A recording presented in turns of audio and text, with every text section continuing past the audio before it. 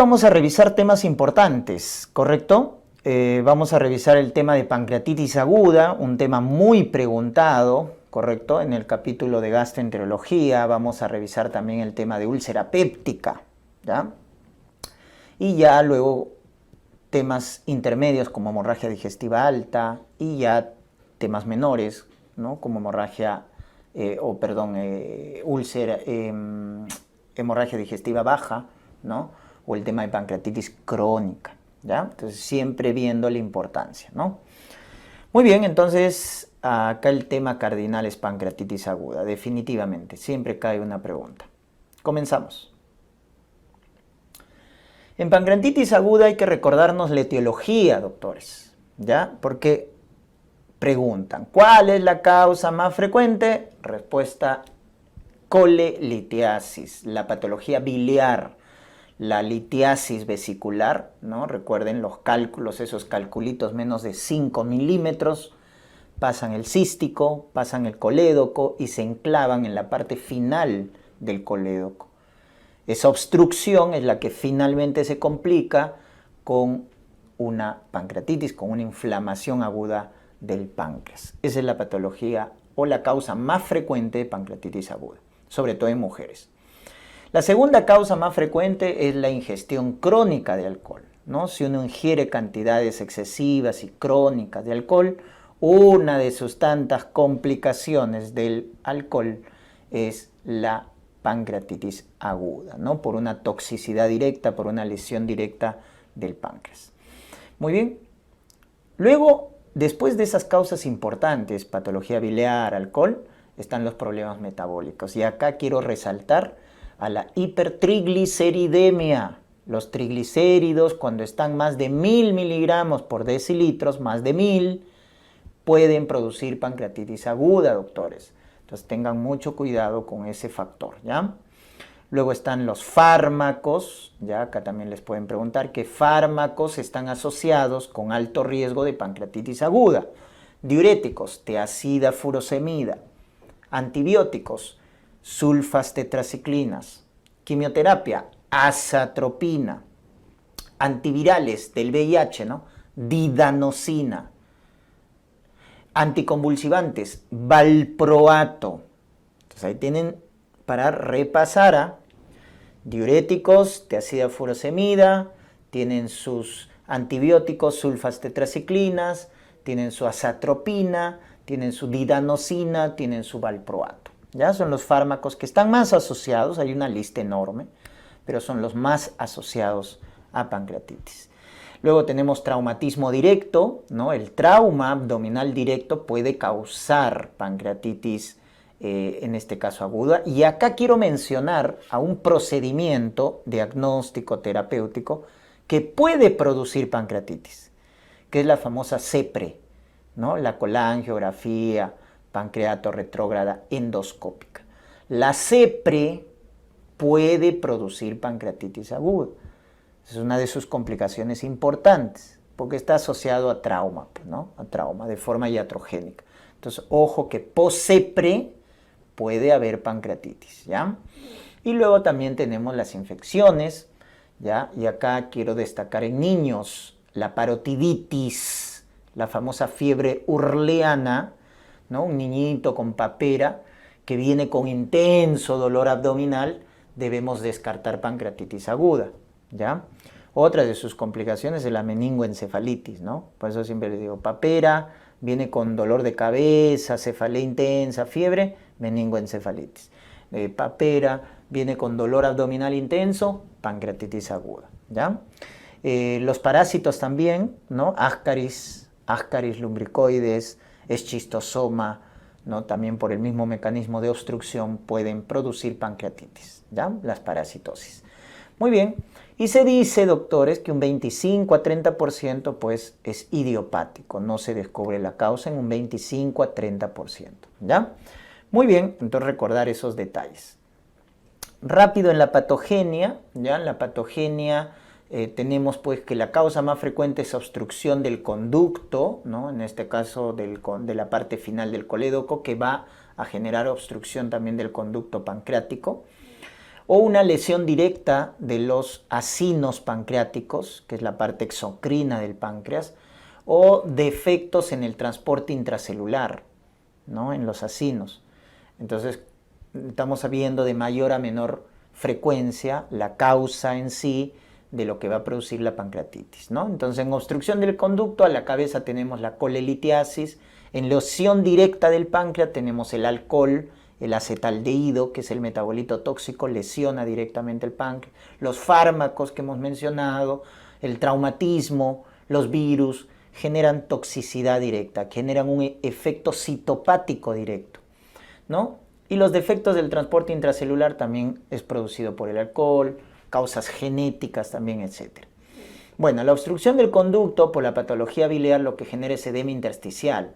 Ese edema del páncreas en el intersticio altera el flujo sanguíneo y esa alteración del flujo genera isquemia en el páncreas. Y eso es lo que finalmente va a generar una activación de enzimas, como vamos a ver, ¿no? Una lesión directa de los acinos pancreáticos, ¿no? Va a generar liberación de las enzimas, pues, intracelulares, ¿no? Las proteasas, las hidrolasas, etcétera, que se van a activar de forma prematura, ¿no? Entonces se activan esas enzimas y de forma prematura van a generar inflamación. O también, pues, por los defectos en el transporte intracelular, ¿no? Se da esa salida de proenzimas, ¿no? Hacia el compartimiento lisosómico, generando pues también activación, ¿no? Sea por cualquiera de estos caminos en cuanto a la etiología, lo que se va a producir finalmente es lesión de los acinos pancreáticos, que recuerden es el componente exocrino del páncreas, ¿no? El que contiene enzimas digestivas para los lípidos, lipasas, para las proteínas, proteasas, para los carbohidratos, amilasas. Entonces, al dañarse los acinos pancreáticos, lo que se va a producir es finalmente esto, ¿no? Que es el core de la pancreatitis aguda, que viene a ser la activación prematura de las enzimas pancreáticas. Porque si uno se acuerda de fisiología, las enzimas pancreáticas, doctores, se activan en el intestino, por la enteroquinasa que activa el tripsinógeno en tripsina y la cascada, ¿no? Pero todo en el intestino, ¿ya? Donde se va a digerir los alimentos. Pero al producirse esa lesión de la lesión de los acinos pancreáticos, se activan de forma prematura las enzimas y definitivamente pues esa activación prematura, precoz, lleva a edema, a edema intersticial, inflamación, hay proteólisis, hay esteatonecrosis por activación de lipasas, fosfolipasas y también hemorragia porque se activa la elastasa, ¿no? Que es la elastina componente de los vasos sanguíneos. Entonces generándose una pancreatitis edematosa intersticial o en algunos casos ya necrohemorrágica, que es grave, como vamos a ver en la clasificación, ¿no? Entonces toda esa activación y lo que lleva a las enzimas activadas de forma prematura y precoz finalmente es lo que conducen a la pancreatitis aguda, ¿ya? Muy bien, entonces recuerden eso de la patogenia.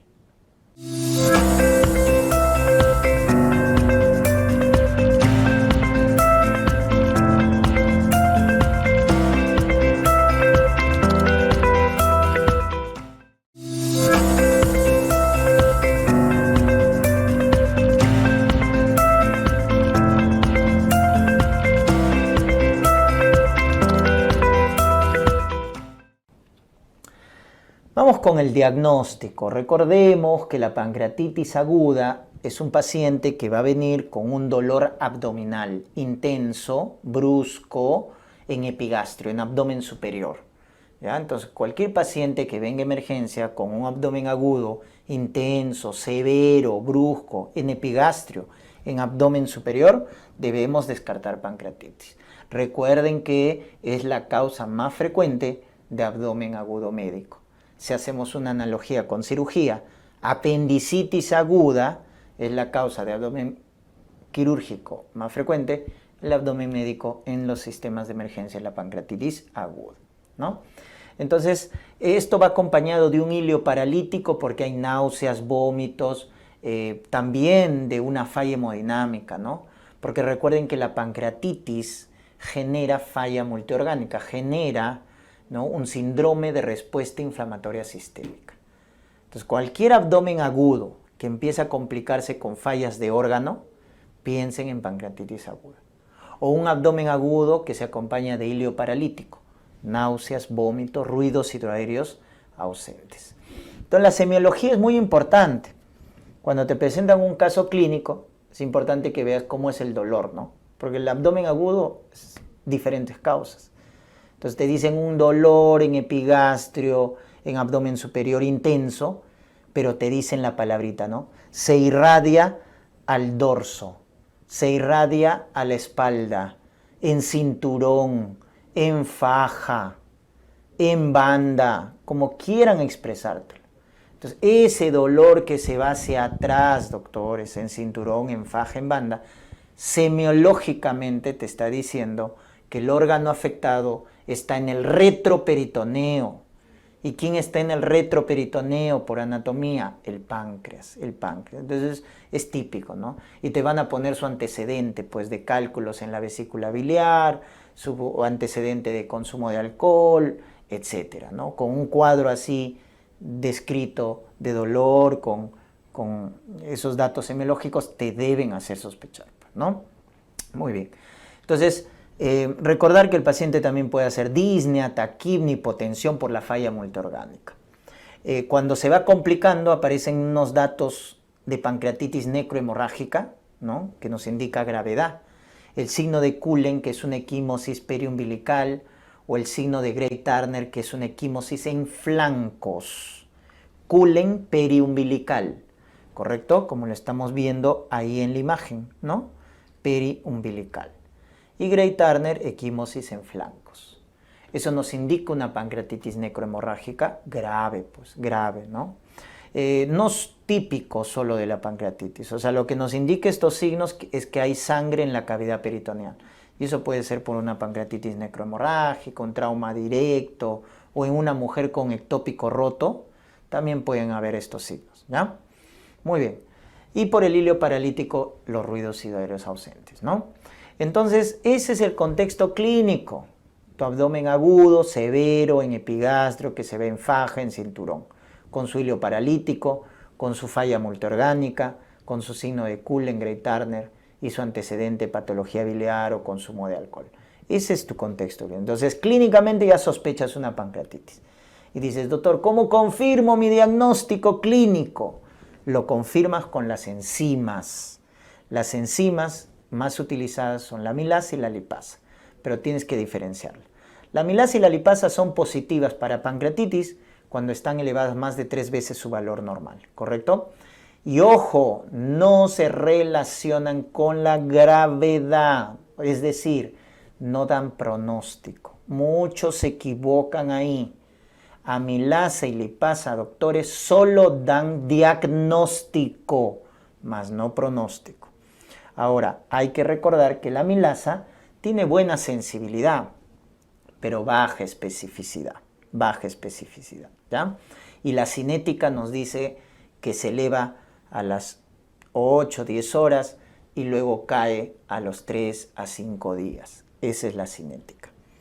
Mejor performance tiene la lipasa. La lipasa es más específica, ¿correcto? Entonces, cuando la amilasa en una pancreatitis sale normal, pide lipasa. O sea, tienes tu cuadro clínico, pero tu amilasa te sale normal. Pide lipasa, porque lipasa tiene más especificidad. Y sobre todo la lipasa te va a ayudar a aclarar el diagnóstico cuando la causa de la pancreatitis es por alcohol o por triglicéridos. Recuérdate eso, ¿eh? Cuando la pancreatitis aguda es producida por alcohol o por hipertrigliceridemia, la amilasa va a estar normal. Entonces, ¿qué vas a pedir en esos casos? La lipasa, ¿correcto? Entonces, la lipasa es más específica, es más sensible, y cuando la causa de la pancreatitis es por alcohol o por triglicéridos, tienes que pedir lipasa, ¿ya? Porque la amilasa va a estar normal en esos casos. Acuérdate de ese dato. Y mira su cinética. Se eleva de forma precoz, a las 4 o 6 horas ya se empieza a elevar. y cae a los 10 a 14 días. Entonces acá quiero que razones y que te des cuenta. Si la amilasa cae al tercer y quinto día, la lipasa cae mucho después, o sea, está elevada de forma más persistente, ¿no es cierto? 10 a 14 días. Entonces, ¿qué pasa si te digo que un paciente viene tarde, ¿no? Típico paciente peruano, que viene pues tarde al sistema de emergencias, ya cuando está en las finales, y ese paciente tiene un tiempo de enfermedad más de 72 horas. ¿Qué enzima vas a pedir? Lipasa, ¿no es cierto? Entonces, cuando el paciente viene de forma tardía a la consulta, ya no pidas amilasa, porque la amilasa cae al tercer día, tercer, quinto día. Entonces te aseguras con lipasa cuando el paciente viene tarde a la consulta. Entonces, acuérdense, doctores, que cuando la pancreatitis es producida por alcohol, es producida por triglicéridos, o el paciente viene tarde a la consulta, más de 72 horas, la amilasa va a estar normal. Entonces, ¿quién nos va a aclarar el diagnóstico? ¿Quién toma protagonismo? La lipasa. La lipasa. Muy bien. Entonces, ahí está tu cuadro clínico, tu enzima, con el cual confirmas el diagnóstico. Muy bien. Si vamos a la clasificación, la mayoría de las pancreatitis agudas, 80%, es edematosa intersticial. ¿Correcto? El 80%. Edematosa intersticial. Donde generalmente no hay complicaciones locales, sistémicas, etcétera, ¿no? Y simplemente el páncreas pues está inflamado. Pero hay que tener cuidado con esto. El 20% es necrohemorrágica. Acá sí. Hay necrosis, hay isquemia, lo vamos a ver en la tomografía porque la zona del páncreas sale heterogénea, no capta contraste, y ahí hay que asustarnos, porque una pancreatitis necrohemorrágica se puede infectar. Y en la necrosis infectada hay más mortalidad. La mortalidad general de la pancreatitis aguda es 5%, pero cuando hay necrosis infectada, la mortalidad aumenta 30%. O sea, de cada 3, 1 se muere. O sea, ahí hay que tenerle respeto a la pancreatitis necrohemorrágica y sobre todo a la necrosis infectada, porque ahí es donde aumenta el riesgo de mortalidad. Otra clasificación es la de Atlanta, que te pueden preguntar: leve, moderada, severa y severa, en función de las complicaciones y la falla de órgano. Si no hay complicaciones locales ni sistémicas y no hay falla de órgano, leve. Si en la moderada severa va a haber complicaciones locales, pseudoquistes, etc. Puede haber falla de órgano, sí, pero esa falla de órgano es transitoria, menos de 48 horas. Y para ponerle el apellido a la pancreatitis de severa, según el consenso de Atlanta, es que hay complicaciones locales y la falla de órgano dura más de 48 horas. O sea, es persistente. Ahí está la diferencia, ¿ya? Entonces, si no tiene ninguno de los dos, leve. Si tiene complicaciones, pero la falla de órgano es transitoria, moderada, severa. Y si hay complicaciones locales y la falla de órgano es persistente, severa. ¿Estamos? Eso tienes que acordarte. Y también tenemos la clasificación de Petrov. Leve, moderada, grave, crítica. Acá sí tiene 4 categorías, según Petrov, que se basa en la complicación local más severa, que es la necrosis, y la falla de órgano. Entonces, si no hay necrosis en el páncreas y no hay falla de órgano, leve. Pero si hay necrosis en el páncreas, pero esa necrosis es estéril, o sea, no está infectada, y la falla de órgano es transitoria, que es transitoria, menos de 48 horas, moderada. ¿Se dan cuenta? Porque cuando la necrosis ya se torna infectada, ¿te acuerdas que ahí ya teníamos que parar las orejas, porque es donde más se mueren los pacientes? O, ojo con esta palabrita, la falla de órgano es persistente, más de 48 horas, es grave. Si tiene uno de los dos. O bien la necrosis está infectada, o bien la falla de órgano es persistente, más de 48 horas. Uno de los dos, grave. Porque si tiene los dos, por eso hay I, infectada, y falla de órgano persistente, si tiene los dos, eso ya es crítica, ¿ya? Crítica. ¿Y por qué hacemos esta clasificación? Porque a partir de una pancreatitis moderada, severa, grave, crítica, debemos de manejarlo en unidades de cuidados intensivos por el riesgo de mortalidad. Entonces, cuando escuchas la palabrita pancreatitis ya moderada, severa, grave, ¿no? O la crítica, debes manejarla, ¿ya? O sea, según Atlanta, de la moderada severa a la severa, mucho cuidado, y en Petrov de la moderada, grave, crítica, pues, ¿no? Entonces, obviamente, conforme avanzamos en pronóstico, la tasa de mortalidad aumenta. Entonces, acuérdense de esas clasificaciones, les pueden preguntar.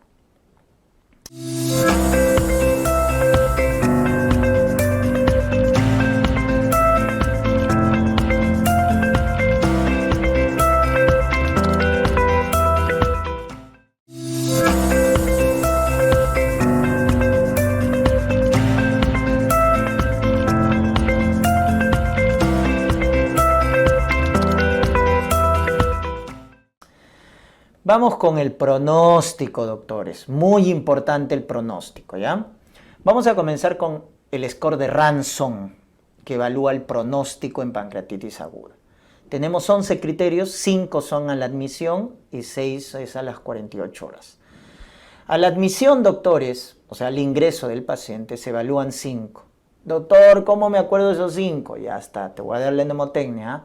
Llega, ¿correcto? Esa es la mnemotecnia, llega.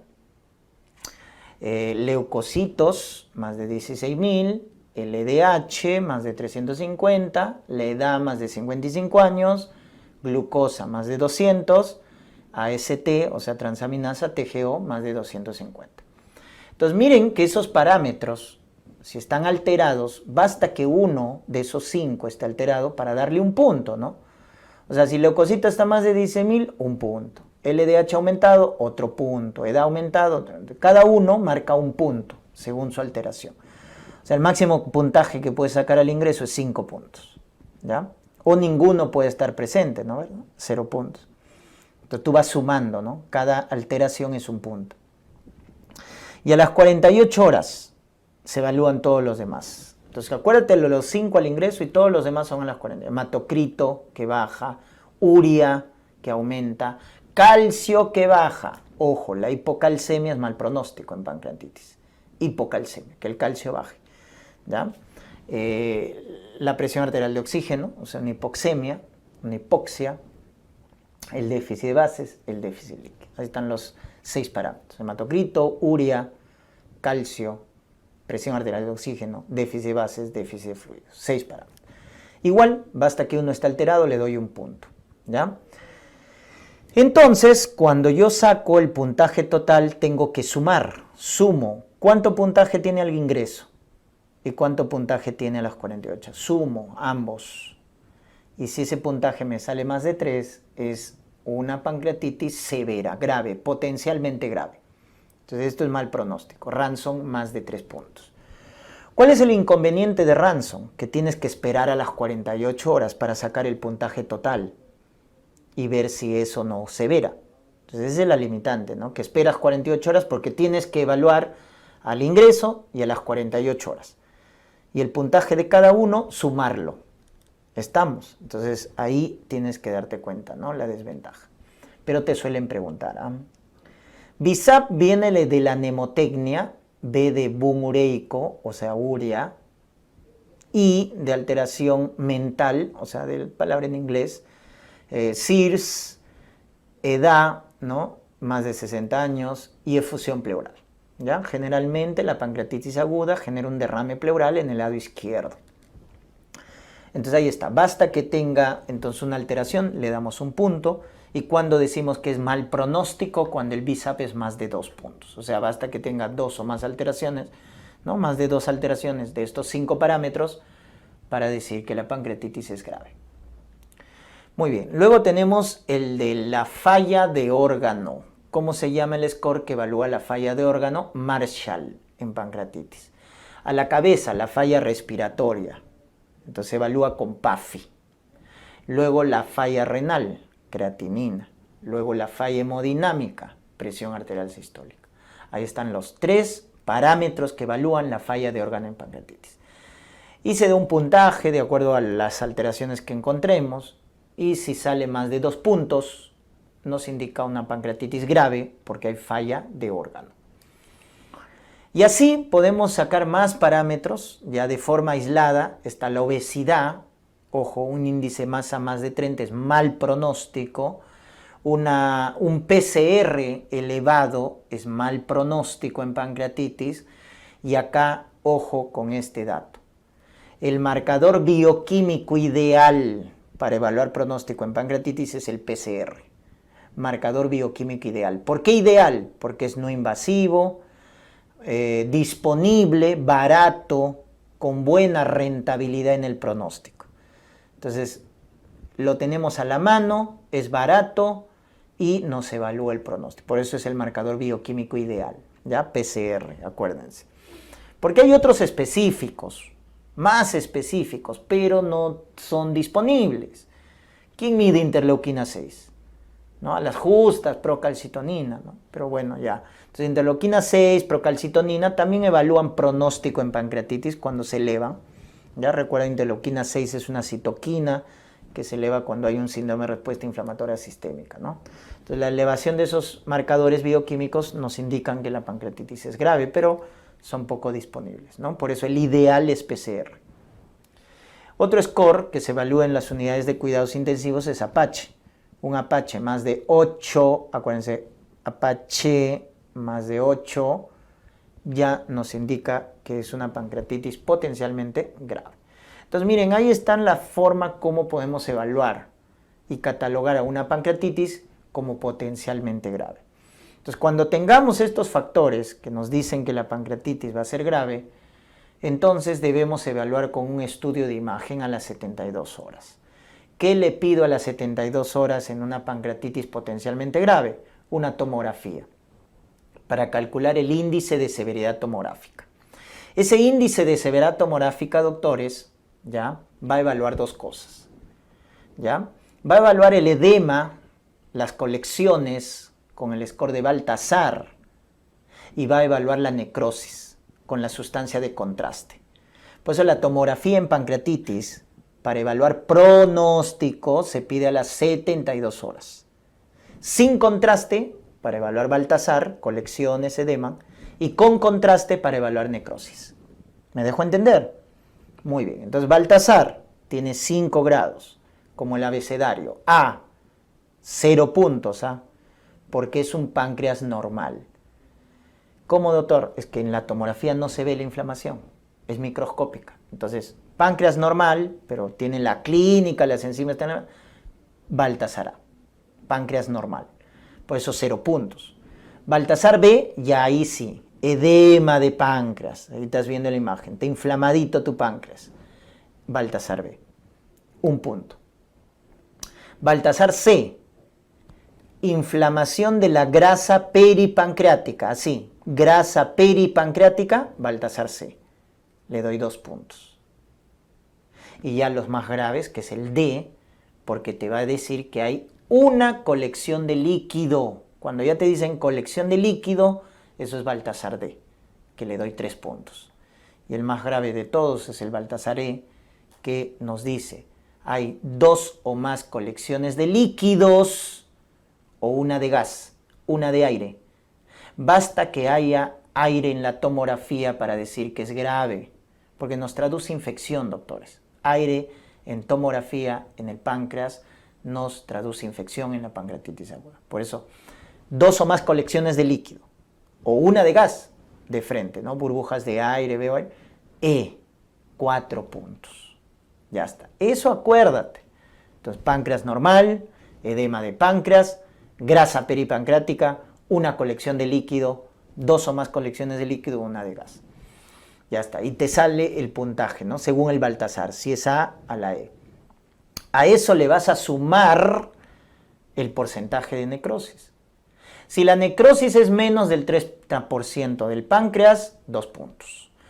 De 30 a 50 del páncreas, 4 puntos. Y más del 50% de necrosis en el páncreas, 4 puntos. Entonces acá estás obteniendo 2 puntajes. El de Baltasar más el puntaje de necrosis. Sumas esos dos y te va a salir el índice de severidad tomográfica, que cuando es más de 6, mayor o igual a 6 o más de 7, como quieras llamarlo, ya nos dice que la pancreatitis es severa, ¿correcto? A partir de 6 puntos en adelante, el índice de severidad tomográfica, al sumar Baltasar más el porcentaje de necrosis, o sea, lo que te sale este puntaje, más esto de acá, sumas, te sale mayor o igual a 6. A partir de 6 ya nos indica que esa pancreatitis es grave y hay que tenerle respeto porque la mortalidad es alta, entonces hay que manejarlo en unidades de cuidados intensivos.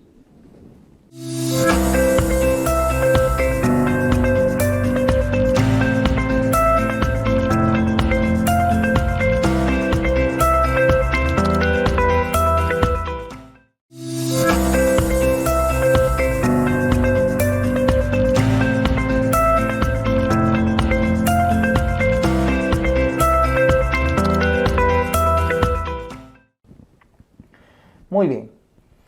Vamos a las complicaciones. ¿Qué complicaciones nos da la pancreatitis aguda? Hay locales y sistémicas. Dentro de las locales tenemos el más frecuente, que es el pseudoquiste. Tenemos complicación infecciosa, el absceso, colección de pus. O el más grave de todos, la necrosis, sobre todo cuando se infecta. Necrosis infectada, el más grave de todos. Entonces, de las complicaciones locales, el más frecuente es el pseudoquiste, que como ven en la imagen tomográfica, ¿no? Es una colección de líquido, de jugo pancreático. Generalmente es asintomática, pero a veces genera dolor, distensión. Cuando es muy grande, pues se puede palpar hasta como una tumoración después de una pancreatitis.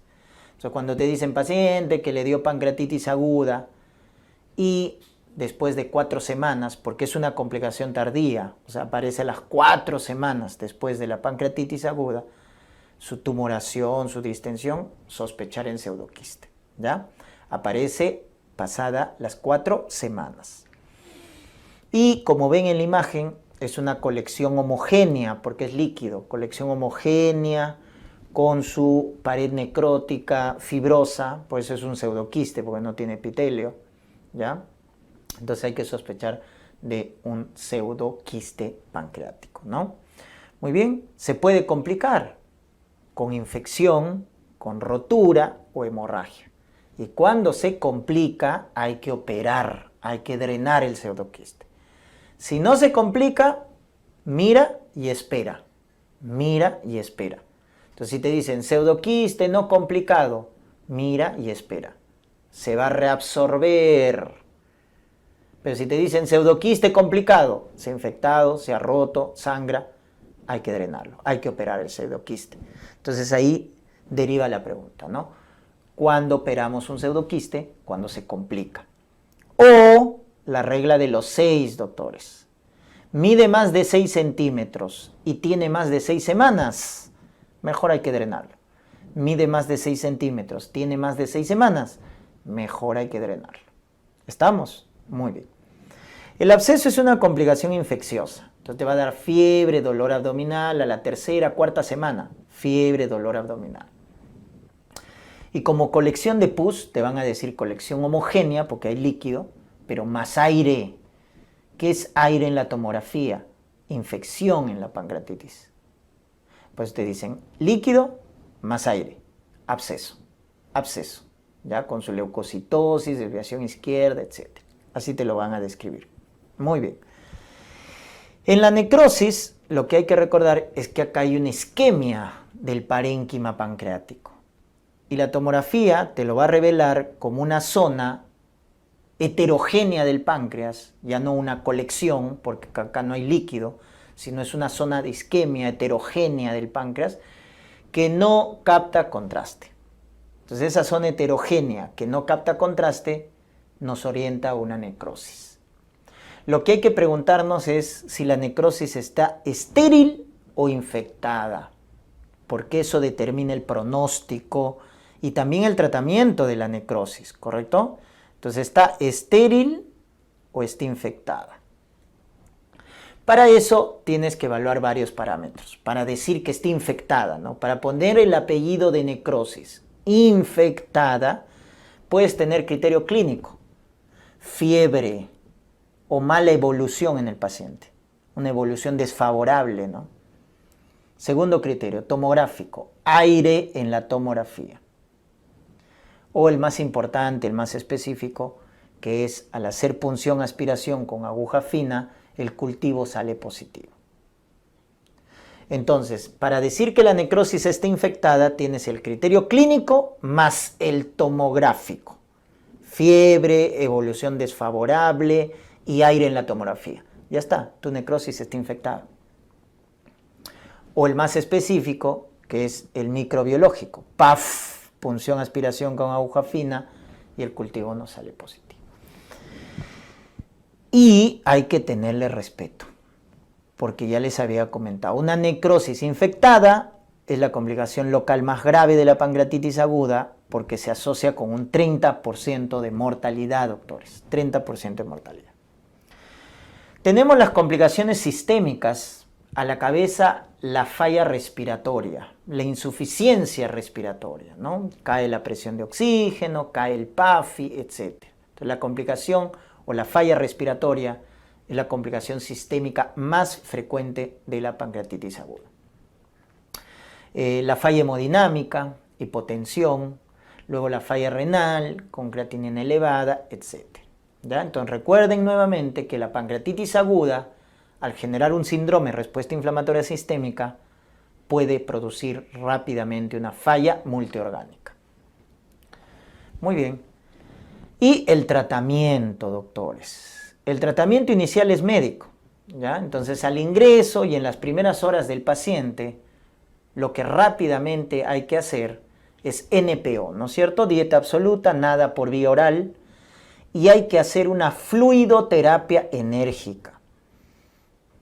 Porque los pacientes con pancreatitis aguda pierden líquido por tercer espacio, doctores. Igual que la obstrucción intestinal, igual que los grandes quemados, la pancreatitis pierde líquido por tercer espacio. Entonces, la fluidoterapia enérgica en las primeras horas es muy importante, es vital. ¿Con qué hacemos la fluidoterapia? Con los cristaloides. Pero ojo, acá el cristaloide que tiene cierto punto de ventaja es el lactato de Ringer. Es mejor que el cloruro de sodio. Entonces, mucho cuidado con ese dato. El lactato de Ringer es un poquito mejor que el cloruro de sodio, porque el lactato tiene un efecto antiinflamatorio, ¿ya? Entonces, ahí la fluidoterapia. Y debe ser enérgica. Le pasamos al día, sí, 3, 4 litros al día, ¿no? 200, 500 mililitros por hora en las primeras horas. Entonces la fluidoterapia en pancreatitis es enérgica, porque se pierde volumen. Entonces le pasamos bastante fluidos, ¿no? Si está chocado incluso su bolo, 20 mililitros por kilo de peso. Y monitorizamos la diuresis, ¿no? Debe lograrse una diuresis más de 0.5 mililitros por kilo por hora. ¿Ya? Eso es básico para toda fluidoterapia. Muy bien. Lo otro es la analgesia, muy preguntada, ¿no? El paciente está viniendo con su abdomen agudo. Entonces, cálmale el dolor, pues, ¿no? Pues si no, el paciente te va a odiar. Entonces, opioides son los analgésicos de elección. Petidina, tramadol podemos dar para la analgesia, porque el dolor es severo. Entonces, petidina, tramadol, ¿ya? Entonces, esa es la terapia, pues, inicial importante. Conforme pasan los días, ¿no? Si el NPO se va a prolongar, es porque la pancreatitis es grave, es severa. Porque, doctores, una pancreatitis leve resuelve en 48 horas, generalmente. Entonces, reponemos la tolerancia oral y el paciente vuelve a alimentarse sin problemas. Pero si es una pancreatitis severa, entonces ese paciente va a estar en NPO prolongado, varios días. Entonces no lo puedes dejar sin alimentarse. Entonces ahí viene el otro punto importante. Entonces el primer punto importante era la fluidoterapia enérgica. El otro punto importante es el soporte nutricional. Donde la vía de elección, cuando la pancreatitis es grave, es nutrición enteral. Y ahí viene la famosa sonda nasoyeyunal. Se coloca una sonda nasoyeyunal en el paciente y por ahí se administra la nutrición enteral, que es mejor que el NPT, es mejor que la nutrición parenteral total. Doctor, ¿por qué? Porque la nutrición enteral disminuye el riesgo de translocación bacteriana, doctores, y con ello la infección. Entonces, por eso cuando te pregunten en pancreatitis aguda, ¿cómo hago prevención de la infección? Que es una causa de mortalidad importante en pancreatitis. Si tú das buena fluidoterapia, si tú das un buen soporte nutricional por vía enteral, vas a evitar las infecciones. ¿Se dan cuenta? Esa es la mejor manera de prevenir infecciones, hidratando bien y nutriendo bien al paciente. Entonces eso tienes que tenerlo y manejarlo. Porque en pancreatitis no está probada la profilaxis antibiótica. No te vayas a equivocar, ¿eh? No está probada la profilaxis antibiótica. Solo damos antibióticos cuando hemos demostrado infección. Ya te dije, necrosis infectada, fiebre, dolor, evolución desfavorable, aire en la tomografía, PAF positivo, absceso. Solo cuando hemos demostrado por clínica, por tomografía o por PAF, microbiología, que hay infección, cuando hay demostración objetiva, recién ahí damos antibiótico. ¿Correcto? Entonces esas infecciones generalmente son tardías, pasadas 2 semanas. Entonces si hemos demostrado que hay infección, tenemos que dar antibiótico. Y el antibiótico de elección en las infecciones en pancreatitis aguda son los carbapenems. Y ahí está, imipenem, más la famosa cilastatina, ¿no? Que es un complemento para evitar la inactivación del imipenem. Entonces los carbapenem son de elección en la pancreatitis aguda cuando hay infección. Ojo, para tratar infección, no para prevenir, solo para tratamiento. Muy bien, entonces ese es el dato de los antibióticos. Y ya lo último viene las intervenciones endoscópicas, la CEPRE, ¿no? Que se realiza en diferentes momentos. La CEPRE, ojo, por ejemplo, si te dicen es una pancreatitis aguda con una colangitis, acuérdate de tu triada de Charcot, fiebre, dolor, ictericia. La CEPRE tienes que hacerlo en las primeras 48 horas si la pancreatitis viene con colangitis. Rápido. Perdón, en las primeras 24 horas. En las primeras 24 horas tienes que hacer tu CEPRE para desobstruir pues, ese conducto biliar, porque viene acompañada de colangitis. Pero si tu pancreatitis es severa y no tiene colangitis, pero es severa la pancreatitis, la CEPRE se hace entre las 24 y 48 horas para desobstruir el conducto biliar. Y si la pancreatitis es leve, normal. Pasadas las 72 horas puedes hacer CEPRE. Entonces mira que la CEPRE va dependiendo de cuán obstruido está el conducto biliar y si hay o no infección. Entonces si te dicen pancreatitis aguda con colangitis, CEPRE en las primeras 24 horas. No hay colangitis, pero es una pancreatitis severa entre las 24 y 48 horas. Es una leve, más de 72 horas. ¿Ya? Y el último recurso es la cirugía. En la cirugía, doctores, hay que preguntarnos cuáles son las indicaciones y cuáles son las técnicas, porque han preguntado. El manejo del médico, pero ya el último recurso es la cirugía. Entonces, ¿cuándo está indicado la cirugía? Cuando hay infección en la pancreatitis. No se hace a todas las pancreatitis graves, ¿eh? Solo cuando hay infección. Entonces hay una necrosis infectada, un absceso pancreático o no hay respuesta al manejo médico. O el pseudoquiste se ha complicado, se ha infectado, se ha complicado, ¿no? O, como les decía, no hay respuesta al manejo médico y el paciente tiene una evolución desfavorable. El paciente está haciendo falla multiorgánica, a pesar de que estás haciendo buena fluidoterapia, soporte nutricional, etc., pero no responde al manejo. Entonces, cirugía es el último recurso. Entonces, acá el dato es, si hay infección en pancreatitis, ojo, no basta con el antibiótico, hay que operar. Hay que operar.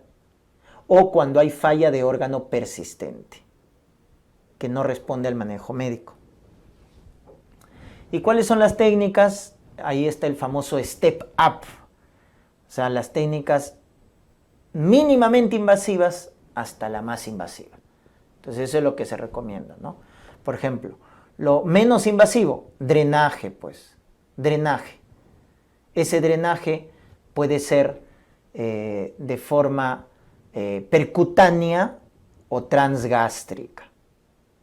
Entonces, estamos haciendo drenaje para colecciones infectadas. O debridamiento mínimamente invasivo, que se puede hacer por vía retroperitoneal, ¿no? Por vía también percutánea o por vía, en este caso, endoscópica, ¿no? Transgástrica.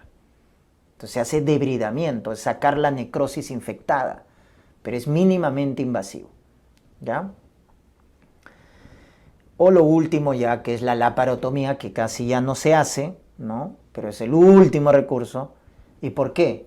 Porque la laparotomía, o también llamada necresectomía abierta, como quieras llamarla, laparotomía o necresectomía abierta, se asocia a mayor número de complicaciones. Por eso se prefiere las técnicas menos invasivas. Entonces, por eso se llama step up, vamos de menos a más. Drenaje, debridamiento mínimamente invasivo, y lo último es la laparotomía, ¿ya? Muy bien. Otro dato que les quiero dar es, cuando ya resuelve la pancreatitis, le suelen preguntar, ¿cuándo retomo la tolerancia oral?